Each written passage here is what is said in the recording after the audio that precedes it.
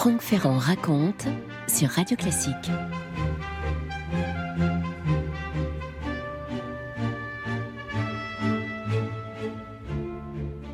La nuit glaciale du 14 avril 1945.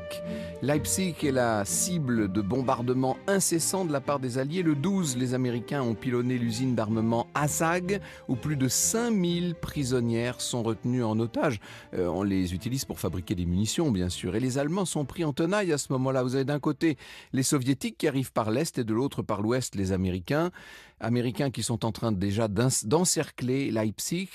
On dit que les animaux blessés sont parfois encore plus redoutables et c'est vrai que les nazis vont se rendre coupables dans ces semaines-là de crimes inouïs et notamment ils ont jeté tous leurs prisonniers sur les routes. On parle des marches de la mort et de leur cortège funèbre, 10 de milliers de morts, pas moins. Ce 14 avril, c'est ce genre de funeste randonnée qui attend les 5000 prisonnières de l'usine. Or, parmi elles, certaines ont fait le choix de refuser cette mort à la fois lente et inéluctable. Après tout, chacun sait maintenant, chacun a compris que la fin de la guerre est proche. Un groupe se distingue parmi elles. 9 femmes qui sont liées comme les doigts des deux mains. Elles sont devenues bien plus que des amies, elles sont des sœurs et elles s'appellent Hélène, Zaza, Nicole, Lon, Guigui, Zinka, José, Jackie et Mena.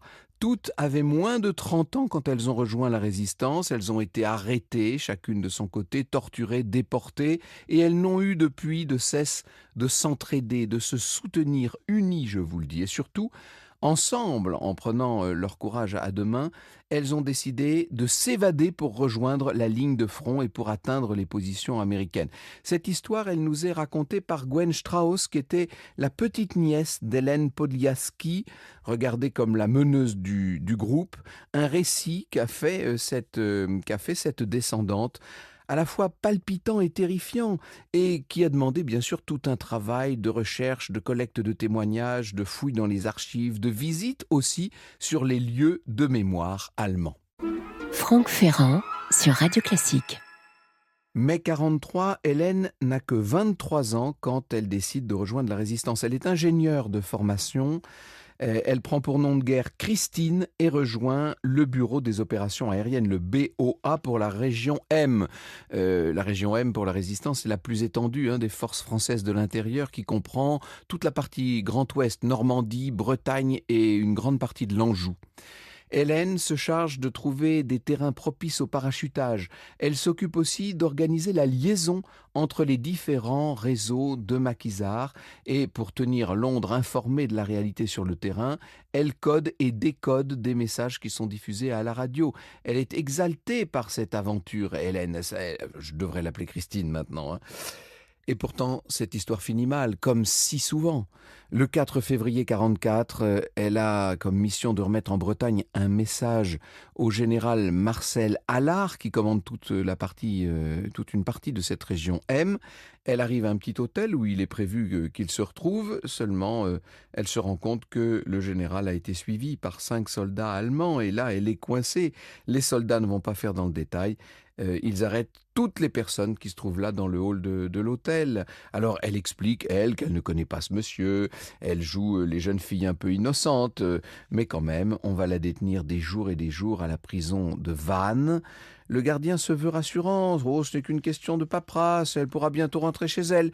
Sauf que les événements vont prendre un vilain tour.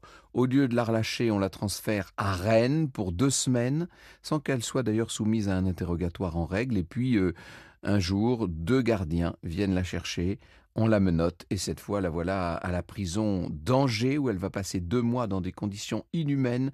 Angers reste dans ma mémoire l'incarnation même de la souffrance, racontera-t-elle un peu plus tard.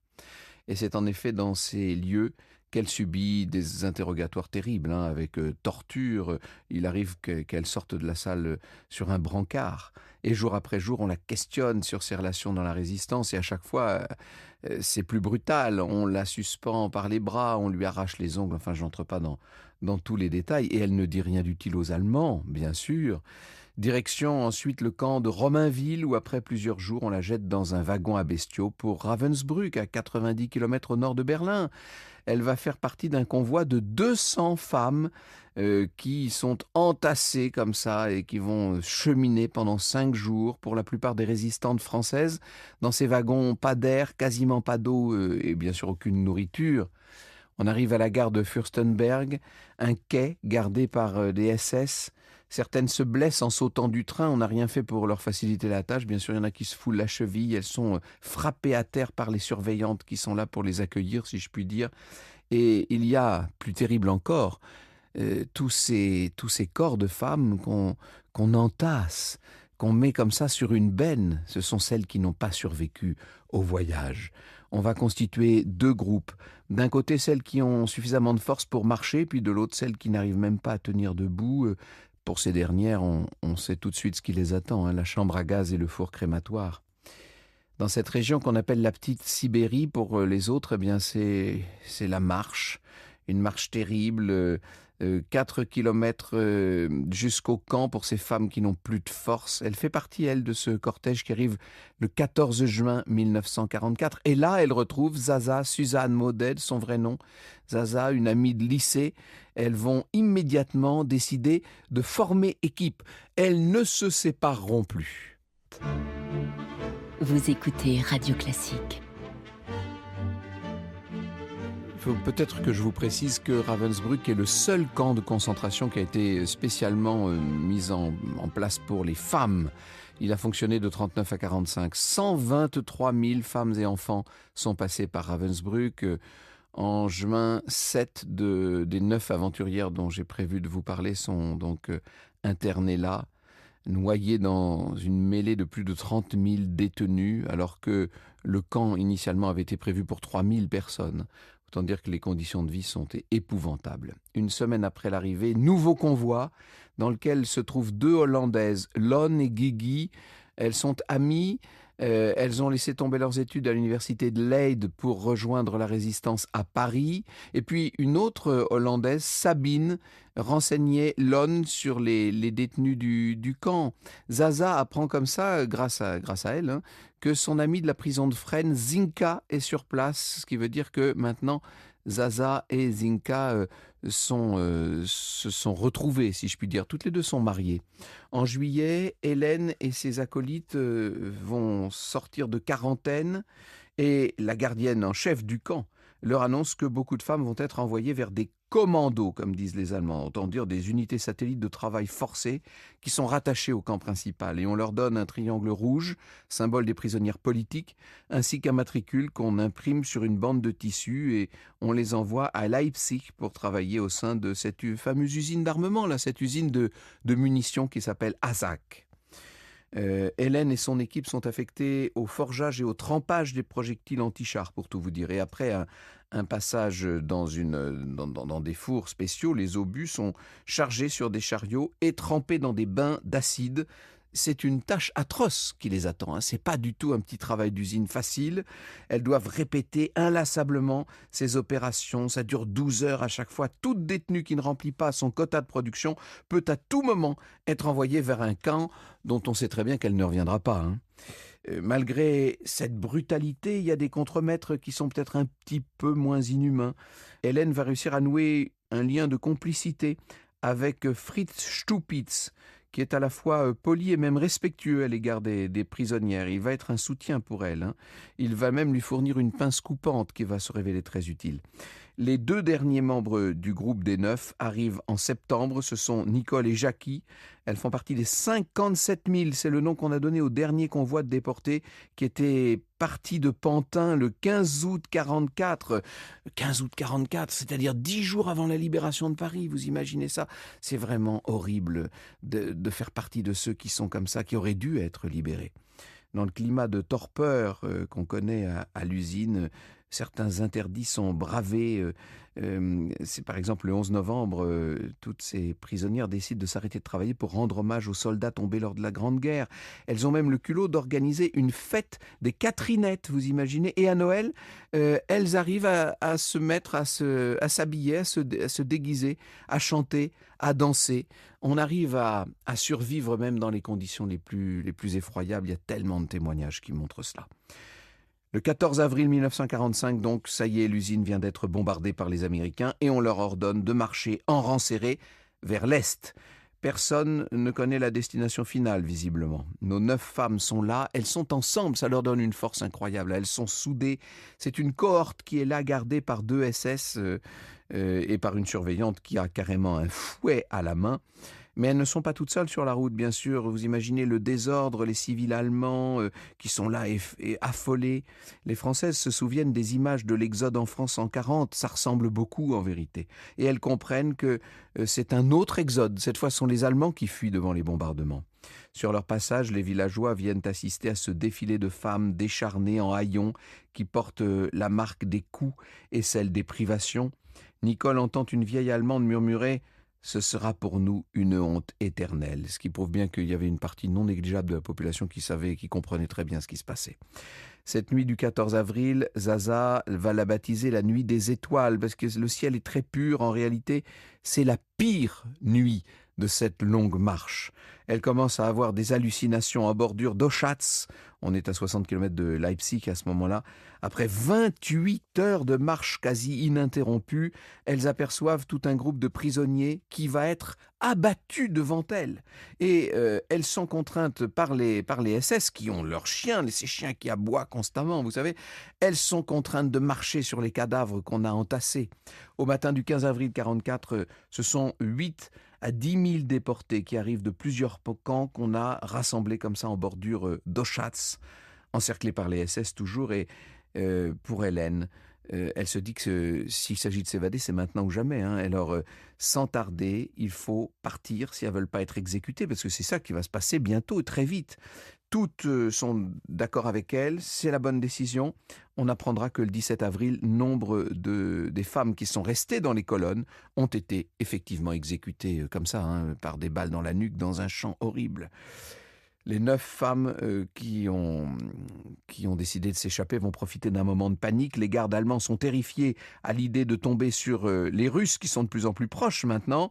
Ils font changer de direction au cortège à plusieurs reprises. La colonne comme ça est un petit peu désorganisée et c'est le moment de sauter dans un fossé. Franck Ferrand sur Radio Classique. Sitôt un peu à l'écart comme ça, nos prisonnières arrachent de leur uniforme les matricules, les triangles rouges bien sûr. Elles essaient d'ailleurs de retourner les uniformes pour qu'on voit moins les rayures. Nicole n'arrive plus à tenir debout, elle est pétrifiée.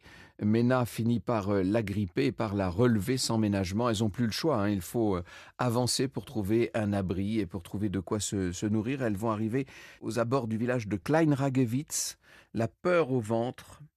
Au moment de se présenter devant une des premières maisons, elle tombe sur un prisonnier yougoslave qui travaille comme fermier. Il est là depuis le début de la guerre et il n'a pas l'intention d'alerter les autorités. Au contraire, il va les aider, les nourrir, il leur donne des provisions, il leur offre le toit qui leur permettra de se reposer un petit moment. Il est accompagné bientôt d'autres fermiers yougoslaves qui prennent soin de ces 9 jeunes femmes. C'est une halte qui a l'air d'être un havre de paix après le calvaire qu'elles viennent de traverser, mais ça ne veut pas dire qu'on soit au bout. Loin de là, il y a encore toute une suite à ce parcours et ça n'est pas de tout repos. À Reppen, des soldats allemands vont les prendre pour cible. Alors elles se ruent dans deux ruelles pour essayer d'échapper aux balles. Hélène et Lon, qui maîtrisent assez bien l'allemand, partent toujours en éclaireuse pour essayer de comprendre, de voir ce qui se passe, voir s'il n'y aurait pas des hôtes un peu accueillants, tout simplement, qui leur donneraient des indications sur la direction à prendre. Bientôt, le groupe des 9 est accueilli par une jeune femme, Anne-Lise, et par son père. Ce sont des Allemands tout à fait charmants qui, avec beaucoup de tendresse, vont s'occuper d'elles comme si elles étaient des membres de la famille. Eux n'ont qu'une intention, que ces femmes puissent plus tard raconter que tous les Allemands n'étaient pas tout à fait pareils, que certains n'ont pas cautionné les horreurs de cette guerre. Hélène a obtenu entre-temps un papier avec un en-tête de la gendarmerie. Elle le présente à chaque village, aux maires, aux autorités présentes, comme si c'était une sorte de laissez-passer. Et là, à chaque fois, ça marche. D'autant qu'Hélène joue la comédie à merveille. Elle réussit à amadouer les gradés allemands. Et puis après, bien, elles arrivent à faire la connaissance d'un certain nombre de soldats qui sont tous très jeunes. Vous savez, c'est ces derniers mobilisés de la guerre. Ils ont à peine 15 ans, ces gamins. Mais ils sont très lourdement armés, bien sûr. Au village de Steina, alors qu'elles apprennent que le front n'est plus qu'à 20 kilomètres, le général les réveille dans un grand fracas à 5 heures du matin, hurlant qu'il faut quitter les lieux. Immédiatement, elles ont été repérées par la police qui est en train de débouler. Et il faut, quelles que soient les blessures qu'on a aux pieds, la fatigue et tout ce qu'on veut, il faut se remettre en marche. Et c'est dans une ferme en ruine un peu plus loin qu'elles vont tomber sur des soldats allemands qui ont tout l'air d'avoir déserté la Wehrmacht. Eux disent qu'ils détestent les SS et même ils vont jusqu'à complimenter ces résistantes en fuite pour leur courage. Voyez le degré d'extraordinaire désorganisation de cette Allemagne de 1945 dont on n'a pas fini de parler cette année puisque c'est le 80e anniversaire de tous les événements que je vous raconte là. Dans le groupe, il y a des tensions quand même. Certaines sont à bout de force. Disent qu'elles préfèrent attendre comme ça, là où elles sont, sans bouger. Mais les autres les secouent, les obligent à continuer. À Altenhof, Hélène et Lon doivent aller parlementer avec un commandant qui n'a pas l'air commode du tout et qui visiblement a bien aimé Hélène. Il est d'accord pour leur rendre service en contrepartie d'un tête-à-tête plutôt douteux avec Hélène, et les deux jeunes femmes vont se montrer inflexibles. Le commandant finit par s'avouer vaincu. Et il indique à ces demoiselles que le front n'est plus qu'à quelques kilomètres. Et même, il veut bien leur confier une escorte jusqu'à la rivière qui s'appelle la Mulde. Encore faut-il arriver à la traverser. Or, à cette saison, évidemment, l'eau est plutôt haute, les courants sont forts, il n'y a plus de pont, tout ça a été bombardé, dynamité. Le 21 avril, l'officier tend à Hélène un papier officiel. Autorisation est donnée à 6 ressortissantes françaises, 2 néerlandaises et 1 espagnole, sous autorité de Madelon Versteinen, de traverser le front en direction de l'ouest afin de regagner leur patrie. Vous imaginez jusqu'où on est arrivé. Incroyable retournement de circonstances. Elles vont tenter la traversée comme elles peuvent, avec un guet de fortune. Il y a des rochers là, avec une échelle qu'on arrive à installer de rocher en rocher. Tout ça est très glissant. D'ailleurs, Zinka va perdre la photo de sa fille, qui est un bébé de 18 mois et dont elle apprend qu'elle a été prénommée France. C'est la seule mère du groupe dont je vous parle. Les 9 amies remontent ensuite sur une colline où elles pourraient être constamment prises pour cible par des bombardiers. Elles distinguent d'ailleurs le sifflement des bombes, tellement tout ça tombe proche. En cette fin de parcours, leurs nerfs sont mis à rude épreuve, on peut le dire. Enfin, elles arrivent à Podelwitz, et là, il n'y a pas de traces d'Américains. Elles n'en peuvent plus, mais elles voient quand même des drapeaux blancs qui sont accrochés aux fenêtres. Elles savent maintenant qu'elles sont quand même sur la bonne voie. D'ailleurs, elles vont chaparder certains de ces drapeaux blancs et avancer comme ça dans un bois où elles entendent des tirs. Elles ne savent même plus d'où ça tire d'ailleurs. Mais finalement, c'est une Jeep qui arrive et qui s'arrête devant elles. Et dans la Jeep, 2 soldats américains qui leur sourient de toutes leurs dents avec des cigarettes de la marque Camel qu'on leur tend. Ça y est, les voilà enfin entre les bras des libérateurs. Ça fait 6 jours qu'elles étaient parties dans le chaos. Franck Ferrand sur Radio Classique. Alors, elles ne sont pas rentrées tout de suite en France. Il va falloir, dans un premier temps, vivre dans un camp de réfugiés de la Croix-Rouge. Finalement, le 16 mai, un train pour Paris est prêt. Elles sont 7 à embarquer, puisque Jackie, qui n'a jamais cessé de répéter pendant l'évasion son désir d'être ramenée à Paris, a finalement décidé de rester pour s'occuper d'un foyer qu'elles ont contribué à installer, qui permet de prendre en charge notamment les femmes et les enfants locaux. Quant à Hélène, elle s'est mise au service de l'armée américaine. Désormais, elle a un bel uniforme d'officier américain. Elle fait office d'interprète au moment des interrogatoires qui peuvent essayer de mettre en avant un certain nombre de crimes de guerre, et elle recueille des renseignements pour localiser les déportés qui sont encore éparpillés un peu partout. En France, c'est au Lutetia qu'on se retrouve, bien sûr, en plein Paris, vous savez, dans le 7e arrondissement. Le Lutetia, berceau de la renaissance de ces héroïnes qui entrent là avec leur matricule et qui en ressortent sans rien, si je puis dire, comme des citoyennes à part entière, avec seulement leur fierté et avec seulement des souvenirs qu'elles n'oublieront bien sûr jamais. Vous écoutez Radio Classique.